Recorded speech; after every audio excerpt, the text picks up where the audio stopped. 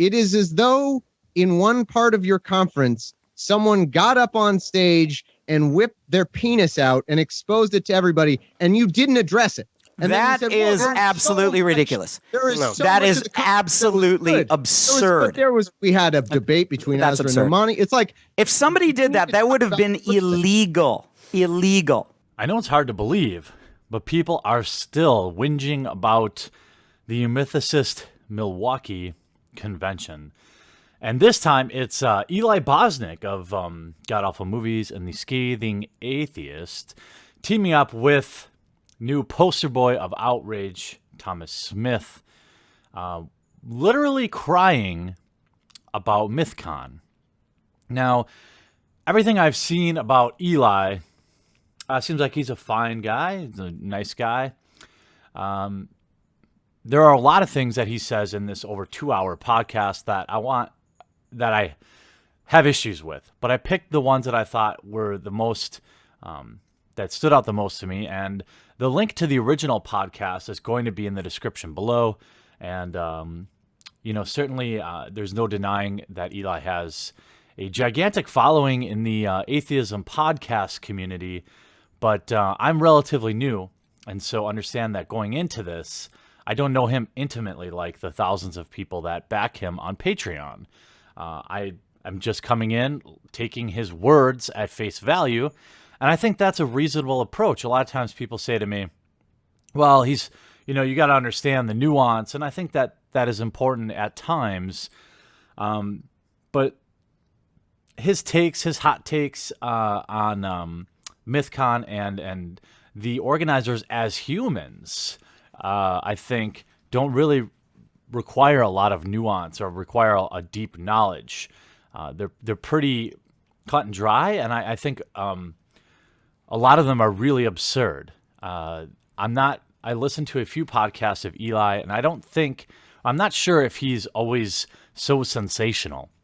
But the rhetoric in this 2-hour podcast had me rolling over in my chair when there was a point where I think it was about 20 minutes in, and Eli had repeatedly asked the same question, and the question had been answered by the folks at Mythcon several times, and he kept asking it, and he kept getting more irritated, saying that they weren't answering his question. But what he was really saying was, you're not giving me the answer I want. The question was, how did Sargon of Akkad's tweet and the reading of that and the subsequent cheering of the crowd, how did that make you feel? And their entire point was, it doesn't matter how it made me feel, and I 100% agree with that. As the people who are running the convention, they shouldn't really be having strong feelings about what a crowd does or doesn't do, or what their speakers do.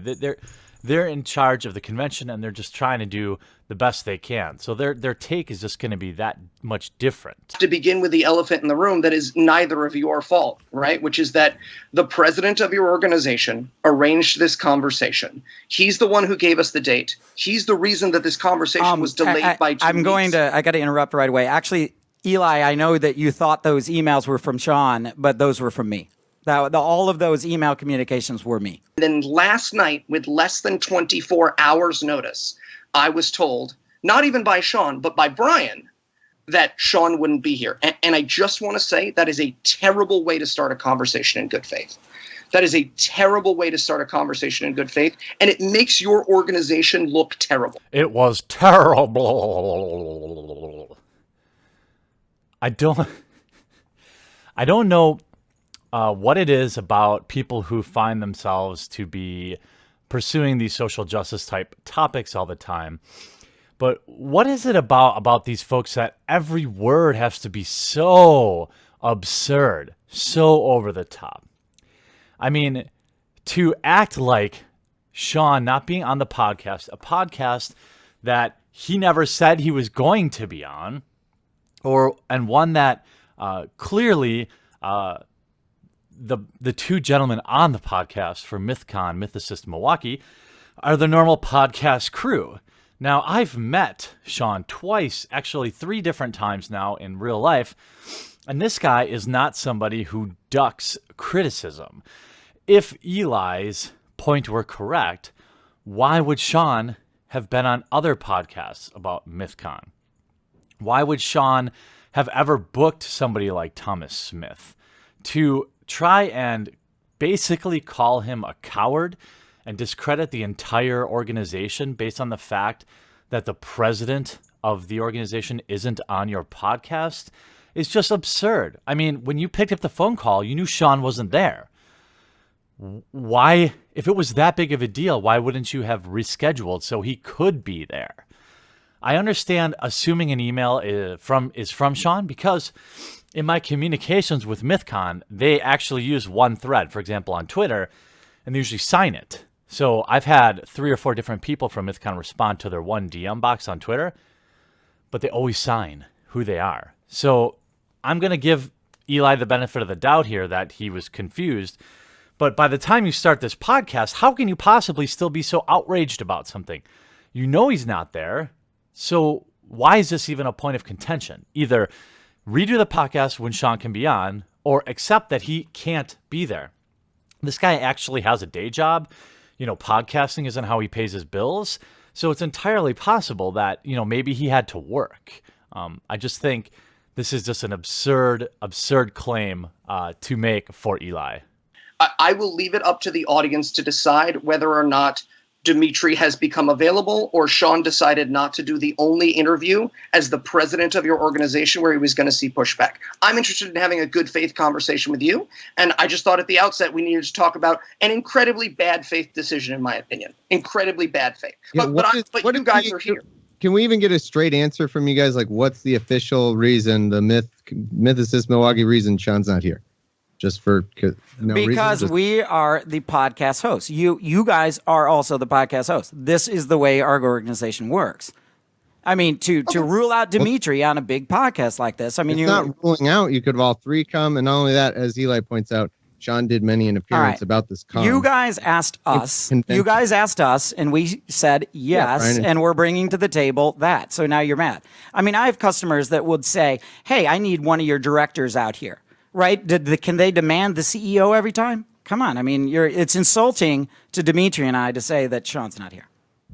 Honestly, I think enough has been said, and we will allow the people listening to this podcast to make their own judgment. I will say, I think your strongest supporters will agree with me on this. They might disagree with every other word I say on this podcast, but I think they'll agree with me on this. And the last point of contention I have, because honestly, over 10% of this podcast, almost 15% of it, was about why Sean wasn't there. Again, even though they knew going in that he wasn't going to be there.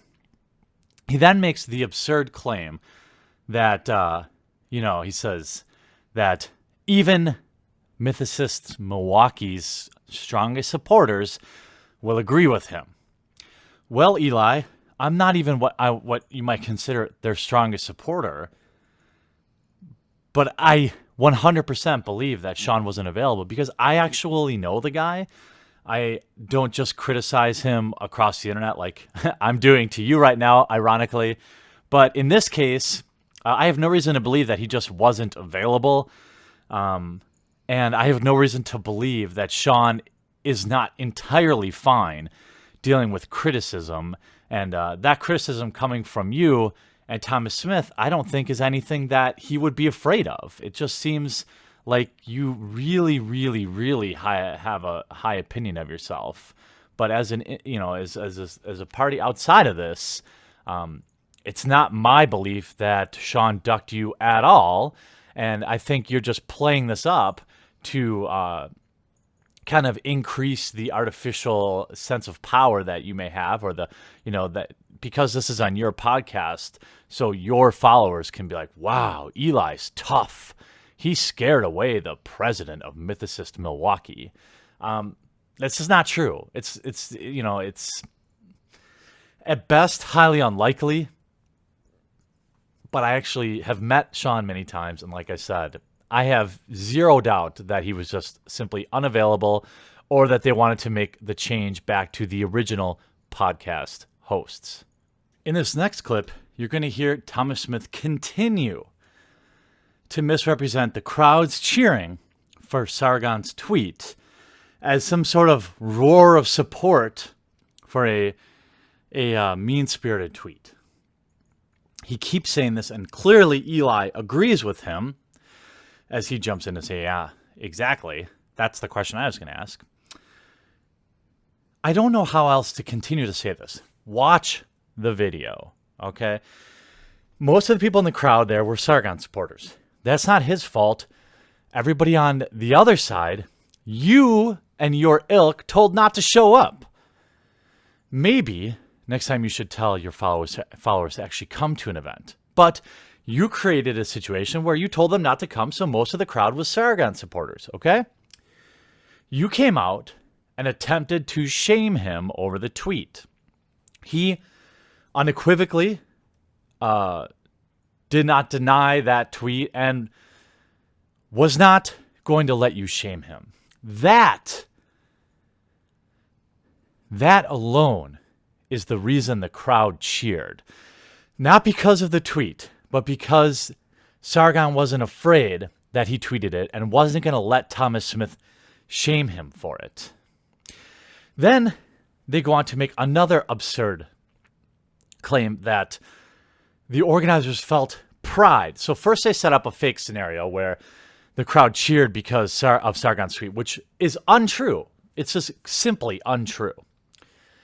Then they claim to say that they know that the organizers felt pride over that. You couldn't possibly know that, Thomas or Eli. In fact, I doubt they did. If they felt any pride, it was the same reason that I, someone who attended Mythcon and didn't just stay away and criticize it, if they cheered or supported it, I'm certain it's for the same reason I did. Because they are free speech proponents, and I could see them being satisfied that he wasn't going to be shamed by you. But I don't know every one of the Mythcon organizers personally, and neither do you. So you build a straw man, you build this fake scenario where the crowd cheered over this tweet, and then you use that fake scenario to apply another fake scenario that you couldn't possibly know about. Okay? These are two pretty common lies in Thomas Smith's narrative about Mythcon. It's really sad to see another, someone I respect in the atheist community just not apply any skeptical thought, any non-emotion. I mean, this is clearly emotional. And because they can't win the logical argument, they're trying to force this emotional one. How does it make you feel? How does it make you feel? I mean, how did you feel when the crowd cheered? This is all absurd. It doesn't matter how they felt.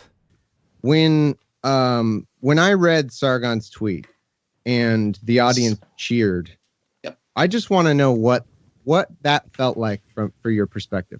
Exactly the question I was going to ask. Because I honestly, 100%, I want to tell you from the bottom of my heart, the reason I was so upset was that I didn't expect that.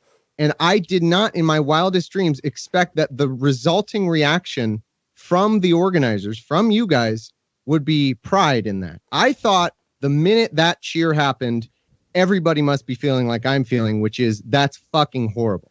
That's honestly how I felt. I felt, okay, there's no way they intended for this to happen. Now in this next section, Eli, I mean, do you have a setting that's less than 100? I mean, how many times do you have to emphatically ask, how does it make you feel? How does it make you feel? At this point, the Mythicist Milwaukee crew had answered that question, I don't know, 3 or 4 times, but you kept asking it because they weren't giving you the answer that you wanted. Why can't you accept that people aren't ruled by their emotions? The Mythicist Milwaukee crew clearly have a stance that they've repeated to you over and over and over again that they didn't have an emotional reaction, okay? They were there to hear it play out. They were interested in everything that was going on. This is exactly how I felt when I was there, and many other people. So why are you so obsessed with them having some emotional reaction? Why are you also so obsessed with victimizing this lady? You keep referring to her. It's not, first of all, it's been well documented that the receiver of this tweet had Sargon blocked anyway and didn't even see it. Secondly, when asked about it, she said she didn't care. Thirdly, I get that she was groped in a bar, okay? That's not cool, all right? But to continually refer to her as a sexual assault survivor, you're playing this up to elicit an emotional response because it's the only one you know how to do. Look, she didn't deserve to get grabbed, of course, but it's not like the woman... Look, she was assaulted, yes, but to call her a sexual assault survivor is just rhetoric to raise it up to your level of You want people to respond emotionally. Why aren't you rational? You're rational about religion, but when it comes to your intersectionality, your feminism, all this stuff, it's like you throw all that out the window and you're flying by the seat of emotion exclusively. I don't understand this. I'm sorry, and Brian, I shouldn't interrupt you. I should let you talk. But I really do need to address this because we changed the subject from a very, very simple question. And Dimitri, I know we don't know each other, but I really want to give you a chance to answer that again. My question to you, and Thomas said it perfectly, was how did you feel when Thomas Smith, a speaker at your convention, read, "I wouldn't even rape you," sent to a sexual assault survivor, and your audience, the people that you gathered in a room, cheered? How did you feel? You feel when your audience cheered mocking a sexual assault victim? This is not a hard question. Would you like to hear how I felt? Would that help? Would you like to see what a direct You're answer trying to question put something sounds that like? this is called leading the witness or something. This is I mean, what you're trying to do This is the most direct possible conversation. Avoid answering the question. I'm asking you as a human being how it felt. No, I see everything. Question to answer. Go ahead, Eli. I can answer that. It was a very strong reaction.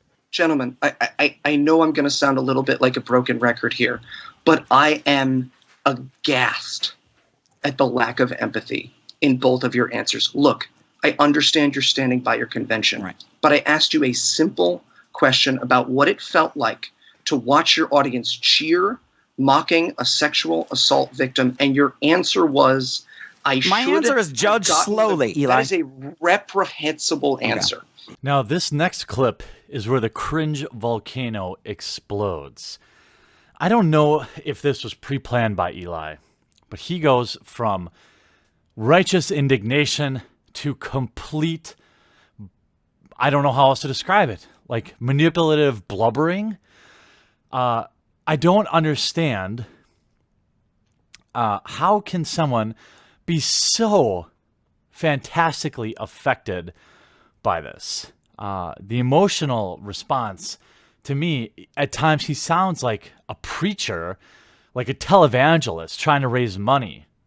I mean, the righteous indignation, this moral superiority is like bursting into this stratosphere. And I don't even know how else. I don't know what Eli was thinking here. Now, I do know, according to Thomas, that Eli had asked this to be deleted from the podcast. But I actually think he asked after maybe he felt ashamed about it. Like, I don't understand because this podcast hadn't gone public yet. And I know his staunchest supporters probably aren't going to care that he got this emotional. I can only assume that he gets this emotional all the time. But again, we are talking about a tweet that happened a year ago that had no victims. And Eli Bosnick is crying about it and then invokes his dead father. Like, crying about it isn't enough outrage. He has to invoke his father. I don't know how this is critically looking at anything. This is not, as he said probably about 100 times in the podcast, Eli, you keep saying you want to have a good faith conversation. What is this? It's like political theater. Let me tell you how I felt. Okay, let me tell you how I felt. Okay, because that is reprehensible, and I think it is the basis for what this conversation really needs to be, right? Because when I saw that video clip, I was standing, getting ready for a platinum night, right? I was getting ready for a platinum night and my show in Salt Lake City, hanging out with my buddies, living on my side of atheism, and I froze in horror and shame at the idea that a convention with the label that I fight for, that a convention with the title of atheism, that a convention that claims to be secular, would have an audience shear that poison. And the thought of all of the sexual assault, and I'm sorry for getting emotional about this, and I know your audience will call this a win, but the thought... It's not our audience. It's not our audience. It's your audience. Right. We're coming on your podcast. The thought of a sexual assault survivor sitting at home and thinking that this is what the community thinks of their pain, that this is what the community feels about them. I was ashamed to call myself an atheist. I have fought for atheism since I was 19 years old. I fight the creeping theocracy that covers this fucking country every day. I make 9-to-5 jobs look easy, and I was ashamed. I was ashamed of myself. And I thought of my father, who's no longer with us, and I thought, I'm just the bully he asked me not to be. That's what I felt. And I didn't put on the convention. I was fucking appalled. And I'm appalled for you. Eli, can I ask you, I'm genuinely curious. What do you mean when you say, my atheism? This is a bizarre thing to say. Are you a grand arbiter of non-belief? Are you the Pope of the atheist community? I don't understand. Are you insinuating that if you are an atheist, then you must also believe in intersectionality and all the other things you believe in? It seems like you're insinuating that. And then you go on, as so common with many emotional people out there, my brethren on the left, of course, everything gets back to Trump. You use the fact that there were literally, I was there, I saw 2 people out of several hundred wearing Make America Great Again hats, and 1 Make Hentai Great Again hats. Okay, Eli, you weren't there. I was there. I saw 2 MAGA hats and 1 Make Hentai Great Again hat. To be honest, what's wrong with that? What if there were 100 MAGA hats? Again, your ilk told their supporters not to show up.